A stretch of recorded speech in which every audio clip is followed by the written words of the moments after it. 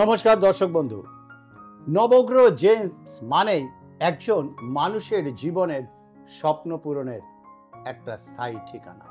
নবগ্রহ James মানেই বহু মানুষের যাদের দেয়ালে পিঠ ঠেকে গেছে তাদেরকেও সোজা করে দাঁড় করিয়ে দিয়েছে। নবগ্রহ জেমস মানেই এসকে আবিদ, আর সেই আবিদ মানেই হচ্ছে ফ্রেন্ড ফিলোসফার কাম গাইড। সে আবিদ ভাইকে স্বাগত জানাবো আপনাদের প্রত্যেকের তরফ থেকে, আমার তরফ থেকে, অনুষ্ঠানের তরফ থেকে। নমস্কার আবিদ ভাই। নমস্কার দর্শক বন্ধু। দর্শক বন্ধু, আপনাদের হয়ে একটা প্রশ্ন রাখি আবিদ ভাইয়ের কাছে, যেটা আপনাদের প্রত্যেকেরই কাজে লাগবে। আবিদ ভাই, বুধ বলে একটা গ্রহ আছে, একদম নিশ্চয়। এই বুধ কি অনেক সময় আমরা দেখেছি লোকে বলে এই ব্যবসা খারাপ হচ্ছে, এরা বুধের যে রত্ন পড়ে নাও। একদম। পড়াশোনা খারাপ হচ্ছে, বুধের রত্ন পড়ে নাও। একদম। এটা কি পারফেক্ট? বুধ অ্যাকচুয়াল কি করে? বুধ খারাপ থাকলেই বা কি হয়, ভালো থাকলেই বা বুধ কি হয়? যদি খারাপ থাকলে, যেমন দেখো মিথুন রাশি আর কন্যা রাশি, মিথুন রাশি আর কন্যা রাশির অধিপতি হচ্ছে অ্যাকচুয়ালি বুধ। তাহলে এই বুধ কার সঙ্গে বসলে ভালো প্রভাব দেয়? অর্থাৎ রবি আর বুধ এক ঘরে বসলে, যাকে আমরা বোধাদিত্য যোগ রাজযোগ বলি। রবি বুধ বোধাদিত্য যোগ রাজযোগ। বুধ রাহুর সঙ্গে বসলে খুব খারাপ প্রভাব দেয়। অর্থাৎ রাহু আর বুধ এক ঘরে বসলে একে আমরা নাশদোষ বলি, যথেষ্ট খুব খারাপ। বুধ আবার বৃহস্পতির সঙ্গে বসলে যথেষ্ট ভালো। বুধের যারা জাতক বা জাতিকারা, তাদেরকে আমরা বেশিরভাগ এডুকেশন লাইনের মধ্যে পাই, যাদের বুধ উচ্চস্থ অথবা শেয়ার মার্কেট। কেন দেখো, বুধ যাদের উচ্চস্থ না থাকলে তারা শেয়ার মার্কেট নিয়েও খেলতে পারে, এবং তাদের এডুকেশন লাইন বেশিরভাগ আমরা পাই এডুকেশন লাইন অথবা টেকনিক্যাল লাইন, মানে আইটি বা ব্যাংকিং সেক্টর। আমরা বুধের যারা জাতক বা জাতিকারা তাদেরকে পাই। যেমন বুধের যে আমরা প্ল্যানেট, যেমন এই 12খানা রাশির মধ্যে বুধকে আমরা সবসময় পাই কি, মিথুন রাশির ঘর আমরা 3 নম্বর ঘর পাই, আর কন্যা রাশির ঘর আমরা 6 নম্বর ঘর পাই, আমরা যে 12খানা রাশির মধ্যে। তাহলে এর মধ্যেও আমাদেরকে বুধ দেখতে হয় কোন কোন ঘরে, এবং বুধের মধ্যে সংখ্যা দেখতে হয়। অনেকেই সংখ্যার মধ্যে আমরা যেমন একটা জন্মছক দেখি, ফার্স্টে আমরা দেখি কোন ডেটে জন্ম। যেমন 5 তারিখে কারোর যদি জন্ম, মানে বুধের সংখ্যায় জন্ম। 14 তারিখে যদি কারোর জন্ম, তাহলে বুধের সংখ্যায় জন্ম। অথবা 23 সংখ্যায় কারোর যদি জন্ম, তাহলে বুধের সংখ্যা। আমাদেরকে এই সংখ্যাগুলো মিলাতে হয়, সেখানে পুরো ডেট অফ বার্থ মিলাতে হয়। ডেট অফ বার্থ অনুযায়ী একটা হয় ভাগবান সংখ্যা, একটা হয় মূলান সংখ্যা। তো মূলান সংখ্যাকে আমরা পার্টিকুলার দেখতে হয়। বুধ সবসময় রবির ঘরে, যেমন অনেকের সরকারি চাকরি নিয়ে সমস্যা, কি দাদা আমার সরকারি চাকরি হবে কি হবে, তাহলে রবি বুধ বোধাদিত্য যোগ রাজযোগ। যদি মেষ রাশির ঘরে রবি আর বুধ বোধাদিত্য যোগ রাজযোগ হলে তখন কিন্তু সরকারি চাকরি। অথবা সিংহ রাশির ঘরে রবি বুধ বোধাদিত্য যোগ হলে তখন কিন্তু সরকারি চাকরি। অথবা ধনু রাশির ঘরে রবি আর বুধ বোধাদিত্য যোগ রাজযোগ হলে তখন কিন্তু সরকারি চাকরি। অথবা দশম স্থান অথবা ভাগ্যস্থান, মানে লগ্নতে যদি রবি বুধ। আর প্রত্যেকটা প্ল্যানেট অনুযায়ী, যেমন আমরা প্ল্যানেটের মধ্যে আবার নক্ষত্রও পাই। যেমন দেখো বুধের যে নক্ষত্র, সেখানে আমরা নক্ষত্র কি পাই, অশ্লেষা, রেবতী এবং জ্যৈষ্ঠা।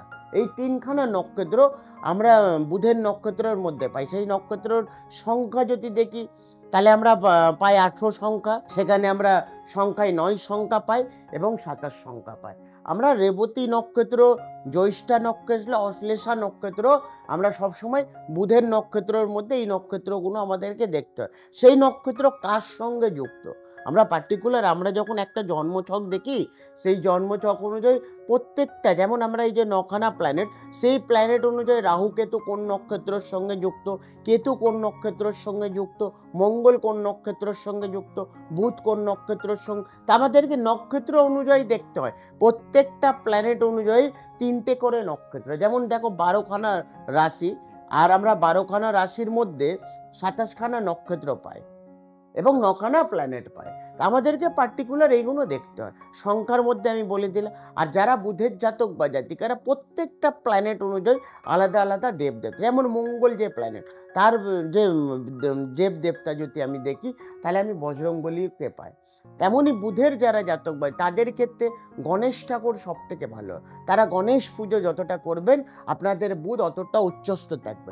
আর বুধের প্রতিকার যেমন আমি বলি, লগ্ন দেখে আমি যেটা বললাম, যারা পাথর কিনবেন 6, 8, 12তে কারোর যদি লগ্ন বসে গেলে তারা কিন্তু সেই জিনিসটা ধারণ করবেন না। সেখানে আপনি রুদ্রাক্ষ ধারণ করতে পারেন অথবা তার প্ল্যানেটের মন্ত্র জপ করতে পারেন। এইগুলো পার্টিকুলার আমাদেরকে দেখতে হয়। একদম পারফেক্ট একটা জিনিস তিনি কিন্তু বলে দিলেন।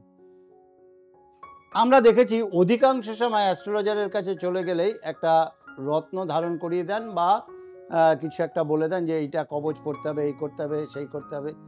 কিন্তু এসকে আবিদ যিনি কিন্তু এরকমভাবে রত্ন বা কিছু ধারণ করার না, আপনার যদি প্রয়োজন থাকে তবেই আপনাকে রত্ন দেন, না হলে কি বললেন, রুদ্রাক্ষ আছে, মন্ত্র জপ আছে, এর মাধ্যম দিয়েও আপনাকে সঠিক পথ কিন্তু তিনি দেখিয়ে অনেক রকমের সমস্যা আছে, অনেক রকম। দেখো আমার কাছে কেউ যদি আসলে আমি তার কালার, তার সংখ্যা, তার দিন, যেমন দেখো যারা বুধের জাতক বা জাতিকারা তাদের ক্ষেত্রে আবার 3টে প্ল্যানেট ভালো, অর্থাৎ রাজ্য কারক গ্রহ প্ল্যানেট, ভালো প্ল্যানেট কি, সেখানে শনি, শুক্র এবং বুধ, এই 3খানা প্ল্যানেট আপনার জীবনে রাজ্য কারক গ্রহ প্ল্যানেট, অর্থাৎ ভালো প্ল্যানেট। বুধের যারা জাতক বা জাতিকারা তাদের কালার ক্ষেত্রে যদি বলবো, সবুজ colour, white colour, black colour এবং ব্লু কালার, এই কালারগুলো আমাদেরকে দেখতে হয়। একদম। দর্শক বন্ধু, এতটা জানার পর এবার তো নিশ্চয়ই মনে হচ্ছে যে আমার জীবনেও একটা সুন্দর আলো ফুটুক, আমিও একটা ভালো জায়গায় পৌঁছই। আর সেই ভালো জায়গায় পৌঁছতে হলে অবশ্যই কিন্তু আপনাকেও একটু চেষ্টা করতে হবে, কারণ আপনি যদি চেষ্টা না করেন উল্টো দিক থেকে রিটার্নটা আপনি পাবেন কি করে? সেই চেষ্টাটা কি, স্কলিংয়ে যে ফোন নাম্বার রয়েছে সেই নাম্বারে ছোট্ট একটা ফোন করুন, করে একবার নবগ্রহ জেমসের কর্ণধার এসকে আবিদ, শ্রেষ্ঠ অ্যাস্ট্রোলজার ইন দ্য ওয়ার্ল্ড, ওনার সঙ্গে একবার যোগাযোগ করুন। জীবনের স্বপ্ন পূরণ হতে বাধ্য বাধ্য বাধ্য। এই বলে অনুষ্ঠান শেষ করব, তার সঙ্গে বলবো সাবস্ক্রাইব, লাইক, শেয়ার করতে কিন্তু ভুলবেন না। কিন্তু সব থেকে বেশি শেয়ার করবেন, ওনার জন্য গিফট তো আছেই আছে। নমস্কার। নমস্কার।